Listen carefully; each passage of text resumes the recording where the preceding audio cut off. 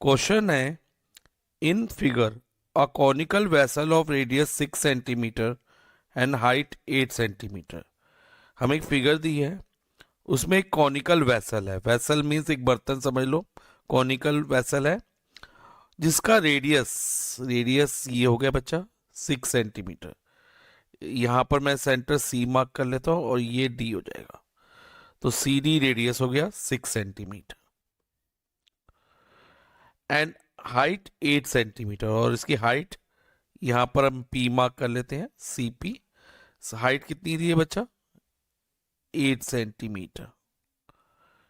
ये हमें गिवन है अभी। और आगे लिखा है is completely filled with water, और इसके अंदर, इस कोन के अंदर पूरा ऊपर तक पानी भरा हुआ है। यहाँ तक जैसे ये लाइन जा रही है ना, ऊपर तक पानी भरा हुआ है, यानी कि ये फुल है, बिल्कुल कंप्लीटली फुल है।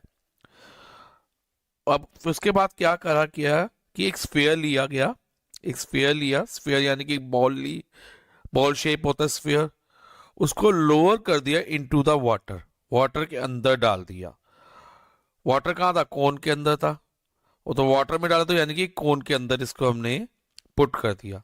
और जब ये पुट किया ना, such that when it touches the side, ये जो है ना कोन की साइड्स को टच कर रहा था, इसकी सरफेस जस्ट टच कर रही थी। जैसे कि ये देखो, ये सरफेस जो है स्फीयर की इस साइड को टच कर रही है, और ये वाली सरफेस इस साइड को टच कर रही है स्फीयर की, और थर्ड सरफेस, ये पॉइंटर पे ध्यान देना, यहाँ टच कर रही है। तो ये स्फीयर की जो सरफेसेस है कोन की साइड को टच करती हैं। It just emerged, emerge means just ये डूबा ही है, बिल्कुल डूब गया है, देखो यहाँ तक। तो यहाँ ये डूबा हुआ है इसके अंदर। तो जब बच्चे ये डूबेगा तो क्या होगा? कुछ वाटर बाहर आएगा, ठीक है, और हमें उसी वाटर की फ्रैक्शन निकालनी है, फ्रैक्शन ऑफ वाटर ओवरफ्लो। जो बाहर आए, ओवरफ्लो मीन्स पानी बाहर आना, इस कोन में से जो पानी बाहर आएगा वो वाटर ओवरफ्लो हो जाएगा। तो हमें फ्रैक्शन ऑफ ओवरफ्लो निकालना है। ये कैसे निकालने के, ये मैं आपको समझाता हूँ। इसमें पहले हम रेडियस ऑफ स्फीयर को आर से एज्यूम कर लेंगे। जो गिवन है वो तो हमने लिख दिया, radius of cone 6 centimetre, height of the cone 8 centimetre, radius of sphere हमने क्या ले लिया? आर। अब फ्रैक्शन ऑफ वाटर ओवरफ्लो निकालने के लिए बेटा ध्यान रखो, कैसे निकालेंगे fraction of water overflow? Volume of sphere numerator में आएगा, जितना वाटर ओवरफ्लो होगा, कितना वाटर ओवरफ्लो होगा? ऑब्वियस है, वॉल्यूम ऑफ स्फीयर के बराबर। जितनी वॉल्यूम ऑफ स्फीयर होगा ना, उतना पानी बाहर आएगा, क्योंकि जब हमने स्फीयर डाला पानी में तो वो क्या करेगा? वाटर को बाहर निकाल देगा अपनी वॉल्यूम के बराबर। जितनी उसकी वॉल्यूम है ना, उतना पानी वो बाहर निकाल देगा इसमें से। तो हमेशा जो पानी ओवरफ्लो होगा उसको ऊपर लिखेंगे, और नीचे हमेशा फ्रैक्शन में टोटल आता है, टोटल वाटर। टोटल वाटर यानी कि जो वाटर वॉल्यूम ऑफ कोन होगा, जो कोन के अंदर पानी था, यानी कि वॉल्यूम ऑफ कोन। तो ये इससे हमारा फ्रैक्शन ऑफ वाटर ओवरफ्लो निकल आएगा। फ्रैक्शन ऑफ वाटर ओवरफ्लो निकालने के लिए वॉल्यूम ऑफ स्फीयर और वॉल्यूम ऑफ कोन का फॉर्मूला हमें पता होना चाहिए। अब वॉल्यूम ऑफ स्फीयर क्या होता है बच्चा? 4/3 pi R cube, where R is a radius, जो कि हमें गिवन नहीं है। तो हमें एक रेडियस ये तो फाइंड करना है, इसी के लिए ही हम पूरा सम करेंगे, और बाकी हमें सब कुछ दिया हुआ है। अब वॉल्यूम ऑफ कोन क्या होता है? 1/3 पाई कैपिटल आर स्क्वायर, क्योंकि इसका रेडियस अलग होगा, और रेडियस कितना है? 6 है, ये तो हमें गिवन है, तो ये हमें फाइंड नहीं करना। और height of the cone even, वो भी हमें गिवन है 8 सेंटीमीटर, तो ये भी नहीं फाइंड करनी। तो बेसिकली हमें फ्रैक्शन ऑफ वाटर ओवरफ्लो करने निकालने के लिए रेडियस ऑफ स्फीयर की जरूरत होगी, बाकी सब कुछ हमारे पास है। अब देखो, इसमें पहले पाई और पाई तो मैं कट कर ही देता हूँ, अब जब वैल्यू डालेंगे बाद में बाकी भी कट होंगे, लेकिन अभी फिलहाल पाई और पाई कट कर दिया मैंने। अब हम पहले रेडियस ऑफ स्फीयर कैसे फाइंड करेंगे ये समझना है ध्यान से। इसको स्टेप वाइज मैं आपको समझाऊंगा, तो ध्यान से समझना, ई स्टेप पे ध्यान देना, ओके बच्चा। अब रेडियस ऑफ स्फीयर आर हमने एज्यूम करा है। अब ध्यान दो बेटा, ये जो डीपी है, ये वाली है, ये स्लांट हाइट है एक तरह से कोन की, ये हम फाइंड करेंगे पहले स्टेप 1 में, यही फाइंड करेंगे। कैसे फाइंड करेंगे? देखो, ये जो पी सी डी है, एक राइट ट्रायंगल है, यहाँ पर सी पे 90 है, तो 90 के सामने वाली साइड हाइपोटेन्यूज होती है और ये परपेंडिकुलर और बेस होते हैं। जैसे सी डी और सी पी परपेंडिकुलर और बेस इंटरचेंजेबल होते हैं, हम इसमें परपेंडिकुलर बेस किसी को भी कंसीडर कर सकते। तो पहले हम लिखेंगे in right triangle C P D, ध्यान से समझना, हाइपोटेन्यूज स्क्वायर जो 90 डिग्री के सामने वाली साइड है जो कि पी डी है, P D square is equal to base C D square plus perpendicular square C P square. तो ये पाइथागोरस लगाएंगे और P D square is equal to, अब सी डी कितना है 6 स्क्वायर और सी पी हमारा बच्चे 8 है, 8 square. Okay, P D square is equal to 36 plus 64 और P D square is equal to 100 and P D will be square root of 100 और square root of 100 कितना होता है 10। तो पी डी की लेंथ हमारी 10 सेंटीमीटर आ गई। ओके, अब यहां पर अगर मैं इस पॉइंट को क्यू मान लूं, जो ये ओ, तो ये रेडियस ओ क्यू हो जाएगा। और अब ध्यान दो बच्चा, ये सर्कल स्फीयर को हम एक फ्लैट सर्कल माने, जो डीसी है और डी क्यू है, ये क्या है, दो टेंजेंट्स हैं सर्कल को, दो टेंजेंट है ना, और tangent from an external point हमेशा इक्वल होते हैं। So DC equal to D Q होगा, DC equal to D Q, DC और डी क्यू इक्वल होंगे और किसके बराबर होंगे बच्चा 6 सेंटीमीटर।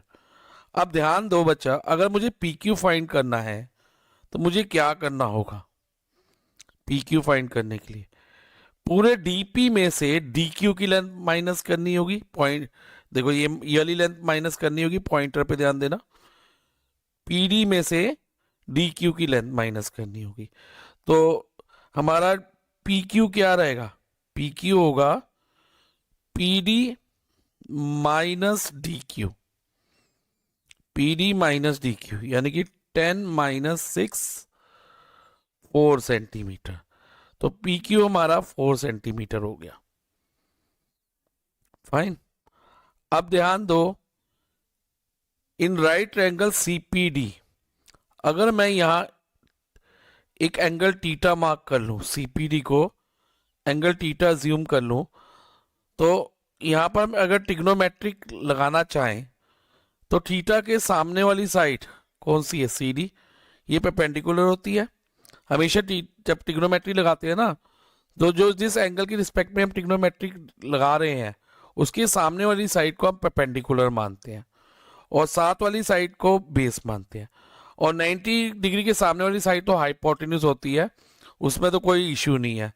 तो 90 के सामने वाली पीडी तो हाइपोटेन्यूज रहेगी, लेकिन परपेंडिकुलर क्या होगा इधर, सीडी, और बेस सीपी होगा। तो इसमें हम ट्रिग्नोमेट्री का कौन सा रेशियो लगा सकते हैं, P B P H H B होता है ना, पंडित बद्री प्रसाद हर हर बोले, इससे हमें पता चलेगा साइन कॉस और टेन। तो परपेंडिकुलर अपॉन बेस किस में आता है बच्चा, टेन में आता है ना। तो हम करेंगे टेन थीटा, ध्यान से समझना, tan theta is equal to perpendicular upon base. अब टेन थीटा को ऐसे रहने दो, परपेंडिकुलर यानी कि सी डी, और क्योंकि थीटा के सामने वाली साइड हमेशा परपेंडिकुलर होती है और साथ वाली साइड हमारी बेस होती है, तो सीपी, बेस सीपी हो गया और परपेंडिकुलर सी डी। तो tan theta is equal to C D कितनी है 6 और सीपी 8, 6 अपॉन 8, तो इसकी लोएस्ट टर्म करें तो 3 अपॉन 4। अभी से इक्वेशन 1 मान के लिख देते हैं।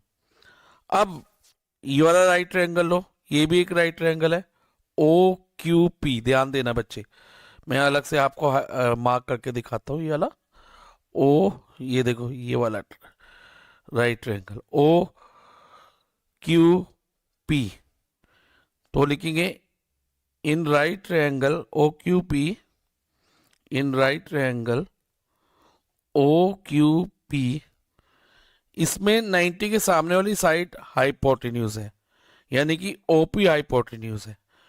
लेकिन हम इधर tan लेंगे कि ताकि इधर इक्वेशन 1 में हमने tan लिया तो यहाँ भी tan लेना है। तो tan थीटा किसके इक्वल होगा? Perpendicular upon base.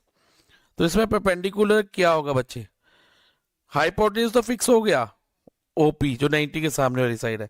अब ओ क्यू और क्यू पी में से परपेंडिकुलर और बेस चूज करेंगे।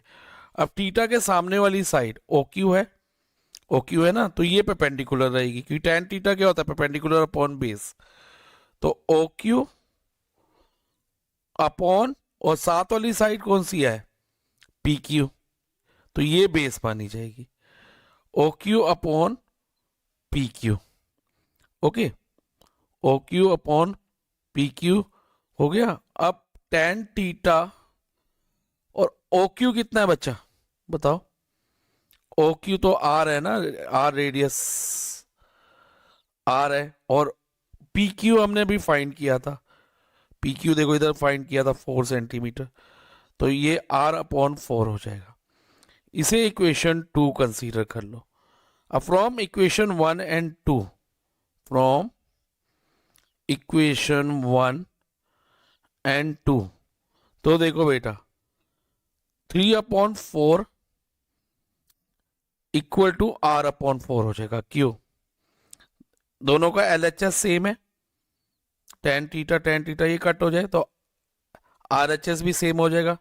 अगर किसी इक्वेशन के LHS इक्वल हो ना तो उनके RHS को भी हम इक्वल लिख सकते हैं।